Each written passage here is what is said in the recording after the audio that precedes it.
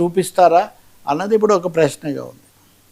మరొక అంశం సార్, రఘురామకు అనర్హత, దళిత సంఘాల ఆగ్రహం, యాకివీడు ఇష్యూతో మనం ఒకరమే మాట్లాడాం వాస్తవానికి సూటిగా.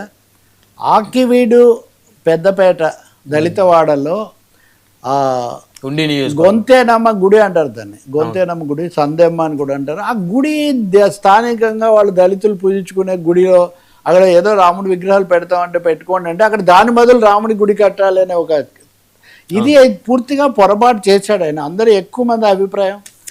అసలు అటువంటి వివాదాస్పదమైన ఏదైనా ఉంటే పరిష్కారం చేయడానికి బదులు ఉపసభాపతిగా వెళ్ళి మీరు గుడి కట్టుకోండి నేను పూర్తిగా చేస్తానని తాను ఒక విధంగా విహెచ్పి, బజరంగ దళ ఇలాంటి వాళ్ళని వెంట పెట్టుకొని వెళ్ళి అదంతా చేయడం సరికాదు. మీరు మన ఉందో అది బయట ఉందా మనం మాట్లాడాం కదా, దాడి జరిగింది ఆయన మీద ఇంకోరి మీద. అసలు అలాంటి ఉద్రిక్తత వచ్చి ఉండకూడదు. ఉదాహరణకు మరో కేంద్ర మంత్రి, ఆయన బీజేపీ కూడా, శ్రీనివాస్ వర్మ అనుకుంటా, నేను వెళ్దాం అనుకున్నాను కానీ అక్కడ పరిస్థితులు వాళ్ళే వద్దని పోలీసులు చెప్తే ఆగిపోయినా. మరి అదైనా చూపించాలి కదా. పైగా ఈయన తెలుగుదేశం, ఈయన బీజేపీ కూడా కాదు, ఇది తెలుగుదేశం వాళ్ళ రంగం కూడా కాదు. అంటే ఇక్కడ కొన్ని విమర్శలు ఏమొస్తా ఉన్నాయంటే సార్, ఇప్పుడు రఘురామకృష్ణరాజు గారు నెక్స్ట్ బీజేపీ నుంచి ఎంపీగా పోటీ చేస్తారు అనేటువంటి రకరకాల విమర్శలు. కాబట్టి ఆయన హిందుత్వాన్ని ఎక్కువగా ఆయన దగ్గరికి తీసుకోవాలనుకుంటున్నారు అనేటువంటి చర్చలు నడుస్తుంది సార్. తీసుకుంటే తీసుకోమనండి సార్. దళిత వాడలో ఇప్పటికే ఒక విధంగా మత సమస్యలు ఇవన్నీ పెరగకుండా చూసుకోవాల్సిన బాధ్యత ఉంది కదా. 59 మంది మీద కేసు పెట్టారు. మనం మాట్లాడాం గోదావరి జిల్లాలో ఆ సమస్యలు ఎక్కువగా ఉన్నాయి.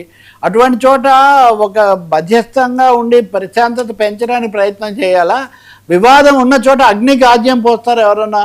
నేను మొన్న కూడా సూటిగానే చెప్పాను, దాంట్లో ఇంకేమీ మొహమాట. ఇప్పటికేమైనా సర్దుకున్నారంటే ఇంకా రెచ్చగొట్టే వ్యాఖ్యలు చేస్తున్నారు. అందుకనే దళిత సంఘాలు, ఉదాహరణ కేవీపీఎస్ వాళ్ళు అన్నారు శాసనసభ సభ్యత్వం కూడా రద్దు చేయాలి, అంత ముఖ్యమైన పదవిలో ఉండి ఈ విధంగా రెచ్చగొట్టే వైఖరి ఆయన తీసుకోవడం చాలా తప్పు అని చెప్పి వాళ్ళు కొన్ని పార్టీలు అడుగుతున్నాయి. అలాగే కొంతమంది సోషల్ మీడియాలో కూడా వ్యాఖ్యలు పెట్టారు. మనం చేసిన చర్చ మీద కూడా చాలా వ్యాఖ్యలు వచ్చాయి మీరు కనుక చూస్తే. ఎందుకంటే we are the only people to mainstream మీడియాలో ఈ అంశాన్ని అప్పుడు చేసింది మనమే. మీకు ఇంకోటి కూడా చెప్పాను నేను, జనసేన పేరు జనసేన ప్రధాన పాత్ర కాదు. ఇప్పటికి కూడా జనసేన వాళ్ళు దీంట్లో ఏం తలదూర్చి పెద్ద వాళ్ళు జనసేన రఘురామకృష్ణరాజు మీద దాడి సరికాదని చంద్రబాబు నాయుడు, పవన్ కళ్యాణ్ ఖండించారు. దాని మీద సిపిఎం కార్యదర్శి శ్రీనివాసరావు వీళ్ళకి పూర్తి సమాచారం లేక చంద్రబాబు నాయుడు గారు ఖండించారు. మీరు మరింత లోతుగా దర్యాప్తు జరిపి అక్కడ ప్రశాంతత ఉండేటట్టుగా చేయండి అన్నారు. నేను ఇప్పుడు మీకు కొసమేర చెప్తా, ఇవన్నీ నిన్న మొన్నటివి.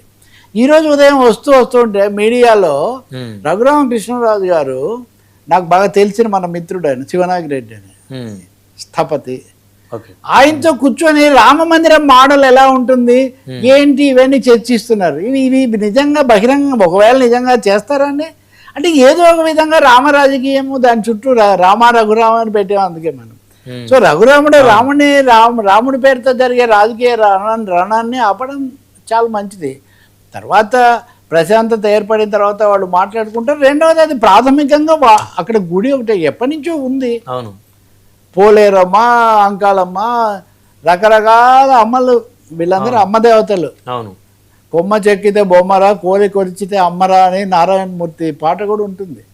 కాబట్టి ఇది సరైన పద్ధతి కాదు. ప్రశాంతత వైపు ఆలోచించాలి కానీ ఉద్రిక్తత పెంచటం ఏమాత్రం కాదు. శాంతియుతంగా వారు అసలు అది మీరు అన్నట్టుగా చెప్తే కనుక అది మరింత ఇప్పుడు ఏదో బీజేపీలోకి వెళ్ళాలి కాబట్టి ముందు కొంచెం హిందుత్వం అనేదాన్ని కొంచెం పెంచి అదంతా చెయ్యాలి అనుకుంటే, ఒకటి హిందుత్వం అనేది ఆయనకు ఒక్కడికేమి, హిందూ మతం ఆయన ఒకటి సొంతం కాదు.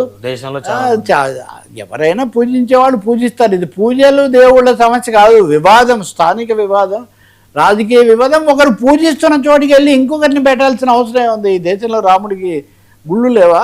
రాముడికి చేసుకునే అవకాశం లేదా? అసలు ప్రభుత్వం ఎందుకు క్రియాశీల పాత్ర వహించట్లేదో నాకు తెలియదు. ఇప్పటికైనా దీని మీద ఒక శాంతి స్థాపన కోసం చొరవ తీసుకోవాలని చెప్పి కోరాలి.